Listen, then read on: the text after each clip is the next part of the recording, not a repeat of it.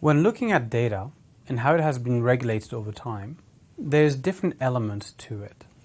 First, we can approach data from a privacy perspective. A lot of you can relate to this when we look at data breaches that infects your personal information being released to the public. What has been happening with Facebook and how that data, for example, has been used in the context of political elections, both in the US and in Europe. Data privacy matters because it's all about protecting your personal life, and that life is increasingly now online. The second element is about cross-border data management. And whilst digitization is a global phenomenon, cross-border data management is not necessarily something which is as automatic that one may think. And there's some right reason to do so.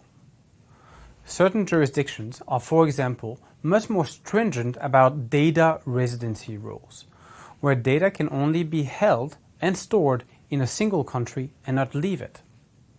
This is one of the big problems for FinTech companies. Whilst FinTech companies have global ambition, data regulation, especially on how cross-border data management is done, can be a real limiting factor for their ambition of growth. Why? Because, for example, a regulator in a country A may not want that the data of its consumer is transferred to country B, where it will be processed and then the insight brought back to country A. This can be for many different reasons, including national sovereignty and national security. Since 2007, the financial crisis has shown that financial services stability is a national sovereignty issue. And as a result, data residency and data protection is equally important. The third element is data management. This is how people will access and control their data.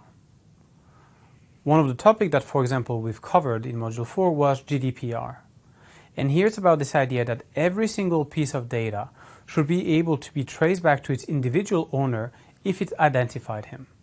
And if it does, that owner should have the right of querying the institution who has seen that data, how many times that data has been used, and how that data is actually being used and in which countries. This is the idea of data that could be accounted as a liability or an asset from a financial perspective. However, from our perspective, data and its regulation should be looked from another angle. It should be looked from an angle where data equals money, and all the rights and obligations attributed to it should be similar to money. Data would therefore have a property right, a commercial right, and now can be transferred, exchanged, borrowed, or leased to someone else. And this matters a lot. It matters because it will allow digital identity and data sovereignty to keep on growing as an industry.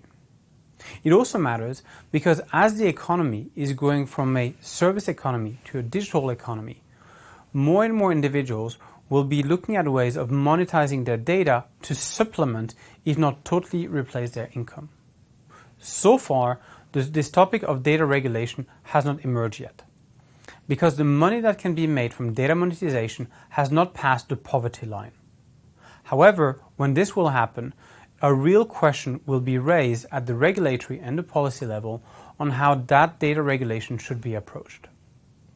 From a trend perspective, we can imagine that this will mainly happen in countries like Asia. This is because, proportionally, the value of data from an individual in Asia is higher compared to their salary to what you would have in Europe. For example, someone in Vietnam earning $8,000 a year, but having their data worth $50 a year, has a higher value as a proportion of their data to their salary compared to a European person earning $50,000 a year, but only having $50 worth of data. This is why the future of data regulation and data being treated as money is mainly going to come from places like Asia. However, so far, the regulatory tempo has clearly been set by Europe, which has one of the most stringent and complete regulatory regime around data management, which is followed across the world and including Asia.